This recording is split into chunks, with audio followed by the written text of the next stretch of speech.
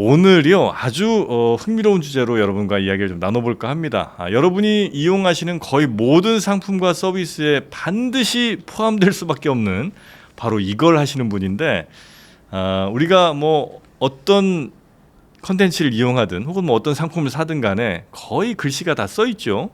그러나 그 글씨가 단순히 그냥 텍스트로서만 의미가 있는 게 아니고 그 글씨 자체에 상당한 미적인 가치들이 녹아 있는 경우가 많습니다. 그런 제품과 서비스에 우린 더 많은 경제적인 부담을 또 지기도 하고요. 그런 걸 하시는 분을 오늘 한번 모셨습니다. 전 세계 지금 세계 폰트 시장 또 서체 시장 규모가 거의 10억 달러 이상 된다고 하는데, 이렇게 글씨가 돈이 되는 시대의 흐름을 미리 읽은 분이시라고도 할 수가 있겠죠. 아마 많이들 보셨을 겁니다. 술 브랜드 참이슬, 또 화요, 또 드라마 미생에도 쓰인 이 글씨 한글 로고를 도맡아 제작하신 분입니다. 멋글씨 예술가라고 하죠. 캘리그래퍼 강병인 작가님 모시겠습니다. 어서 오십시오. 네, 안녕하십니까. 네, 반갑습니다. 반갑습니다. 네. 캘리그래피 뭐 이런 거 이제 우리가 요즘 많이 얘기는 합니다. 그래서 아주 뭐 멋들어지게 글씨 쓰는 요거가 그냥 개인 취미 정도로 생각하시는 분들도 많은 것 같은데, 이게 지금 시장 규모가 어마어마하게 커지는 모양입니다. 이제 이 캘리그라피라는 용어가 이제 영어지 않습니까? 네. 우리말로 하면 이제 사실은 서예를 영어로 했을 때 캘리그라피라고 사용하고 있습니다. 그래서 서예. 예, 기본적으로는 이제 서예가 바탕이 되어 있고요. 네네. 또 멋글씨라고 또 저희들이 이제 부르고 있는데, 네. 이 멋글씨라는 것은 또 어찌 보면 서예의 순 우리말이라고도 볼 수 있습니다. 예를 들면 뭐 걸서이고, 네. 그 다음에 얘는 또 멋이지 않습니까? 그 두 개를 합치면 이제 멋글씨가 되는데, 네네. 이 멋글씨는 이제 전통 서예하고 좀 다른 것이, 네. 이제 우리가 전통 서예 또는 서예하면 작가의 어떤 그 서체가 사실 있거든요. 네. 네, 그래서 누구 서체로만 글씨를 쓰는 것이 아니라 그 대상, 그리고 뭐 제품의 속성, 그리고 또 글이 가지고 있는 뜻, 또 나의 경험치, 네네네. 이런 것을 다 살려내는 글씨가 이제 캘리그라피. 멋글씨고, 네. 영어로 하면 캘리그라피입니다. 사실은 이제 영어로 캘리그라피는 용어는 네. 지금 제가 말하는 이런 어떤 다양한 어떤 이 가지고 있는 여러 가지 표현 방식들을 네. 다 수용하지는 못합니다. 그래서 서예와 멋글씨라는 말을 동시에 쓰고 있습니다. 그 이제 많은 분들이 이제 접하셨을 게 그 이른바 뭐 참이슬, 네. 뭐 이런 이제 상표에 있는 글씨라든지 아니면 아까 미생의 드라마에 이제 딱 그 제목 같은 거, 네. 이런 거 이제 작업을 하신 걸 텐데, 글씨체가 이제 계속 바뀌지 않습니까? 예. 그 제품에 따라 혹은 서비스에 따라, 컨텐츠에 따라서. 그거는 그러면 새로운 컨텐츠나 뭐 제품을 딱 보시고 네. 여기에 맞는 걸 계속 연구를 하신 다음에 이런저런 걸 써보시고 그 중에 요거다 이렇게 이제 결정하시는 거예요? 어떻게 되는 거예요? 과정이? 예, 맞습니다. 이제 기업이 이제 특히 이제 이 먹글씨 분야는 두 가지 분야 좀 나누어지는데요. 네. 하나는 이제 순수 작가의 어떤 개인의 어떤 뭐 정신을 담아내는 순수 서예가 있고요. 순수 먹글씨가 있고, 네. 좀 전에 말씀하신 이제 기업의 어떤 제품의 로고나 뭐 또 영화 드라마 타이틀, 이런 것이 좀 약간 상업적인 쓰임이잖아요. 네네. 그래서 이제 상업적인 글씨는 대단히 이제 분석을 좀 해야 됩니다.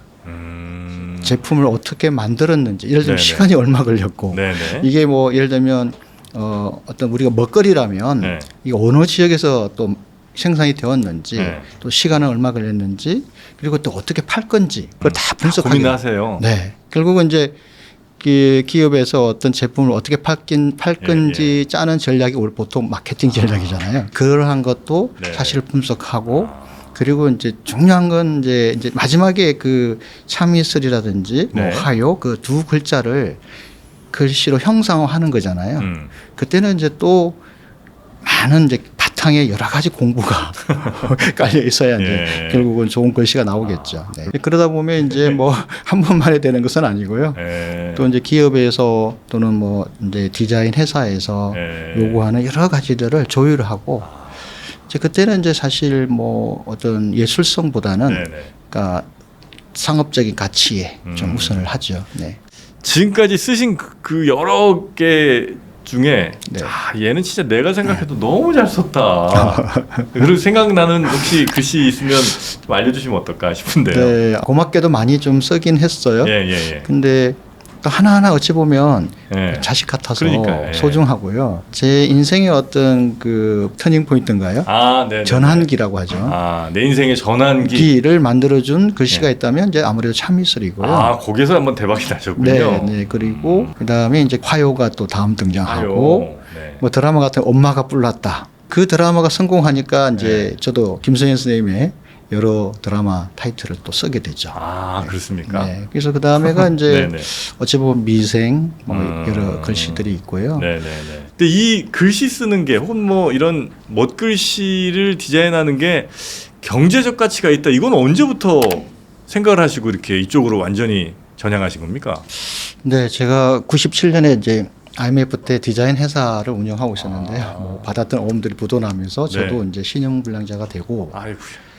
그리고 이제 그 이전에 이제 93년 네. 쯤에 이제 일본을 여행하게 됩니다. 그때 이제 디자인 관련해서 또 갔었는데 네. 길거리에 보면 간판이 10개 중에 8개가 심지어 심하게 말하면 8개가 붓글씨로 되어 있다는 것이죠. 아, 일본에. 네. 그리고 네네네. 이제 예를 들면 사케 로고, 식품들 로고 이런 것들이 굉장히 붓글씨로 많이 활용이 되고 있고 아, 그렇다면 저게 하나의 어떤 그 형식도 갖춰졌지만 하나의 상업적인 분야가 되었겠구나. 그래서 조사해 봤더니 거기는 이제 이런 상업적인 글씨를 쓰는 협회도 있고요. 네네네. 그래서 이제 우리나라도 같은 서예 문화를 가지고 있으니 네. 우리나라도 가능하지 않을까라는 이제 생각을 하게 되죠. 네네. 그러면서 이제 그 우리나라에서도 이런 분야를 좀 한번 해 볼 수 있겠다라는 생각을 하는 차에 IMF가 왔고요. 아이고. 네, 그 다음에 이제 그때 이후에 제가 앞으로 어떤 삶을 살아가야 되느냐라고 질문을 좀 많이 했었고요. 네. 그게 이제 제가 가장 좋아하고 즐길 수 있는 분야가 서예다. 네. 그래서 서예를 단순히 그냥 작품으로만 쓰지 말고 상업적으로도 순수 작품도 작업을 하고 또 상업적으로도 활용해서 그 소위 이제 그 신용 불량자도 벗어나고 네.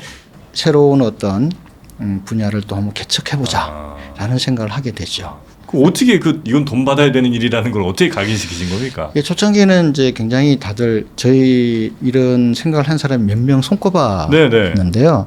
아무튼 이제 이 효과가 검증이 안 돼 있었거든요. 이 서예로 또는 손글씨로 붓글씨로 이 로고를 만들고 사용했을 때 가치 그게 참 그거를 설득하는 것에서 굉장히 고민이 많았고 네. 어려움이 많았죠. 근데 이제 아시다시피 이제 아무리 그 디지털이 발전하더라도 이 아날로그적인 감성이잖아요. 소위 이제 감성 커뮤니케이션이라고 하는데 네. 이것이 이제 어떤 우리의 자연, 인간의 삶 그런 그 제품의 다양한 이야기들을 네. 과연 이게 활자로 표현이 가능할까? 정형화된 컴퓨터로 만들어진 저는 거기서 이제 이 분야의 가능성을 충분히 믿었고 그야말로 돌진을 했습니다. 그래서 이 손으로 쓴 네. 뭐 그림, 글씨가 얼마나 가치가 큰지 혹시 제가 예를 하나 들어볼까요? 네. 바로 나이키입니다. 나이키는 그 나이키 로고는 인쇄된 거 아니에요? 아닙니다.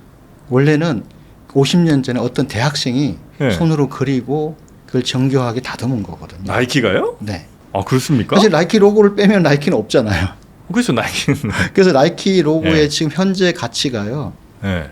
우리나라 돈으로 33조 원 뭐 이렇게 얘기를 합니다. 아. 근데 그 당시에 그 학생한테 준 돈은 우리 돈으로 얼마인지 아세요? 물론 50년 전이라서 그런데 300만 원? 아닙니다. 5만 원 줬다고 합니다. 우리 라이프 넘버스 공통 질문이 내가 넘어서고 싶은 숫자가 얼마냐 이렇게 여쭤보거든요. 네, 네. 근데 100을 써주셨습니다. 100이라는 건 혹시 어떤 의미일까요? 100이라는 숫자는 너무 좀 흔해서 저도 예. 좀 고민을 했는데요. 네. 제가 좀 100살까지 건강하게 살아야 되겠다. 라는 다짐을 좀 했습니다.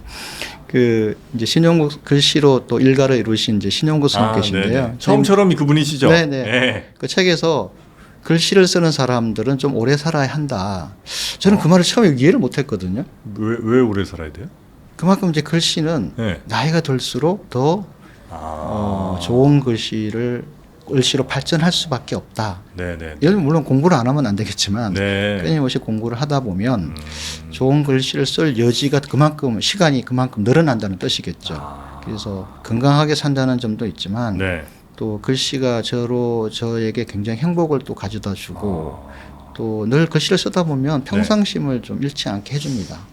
그래서 좋은 글씨를 또 제가 좋아하는 글씨를 계속 네네. 쓰려면 네. 건강해야 된다라는 생각에서 그래서 아침마다 이제 그 팔굽혀펴기 45개, 윗몸 일으키기 55개를 하신다고요? 예, 매일 합니다.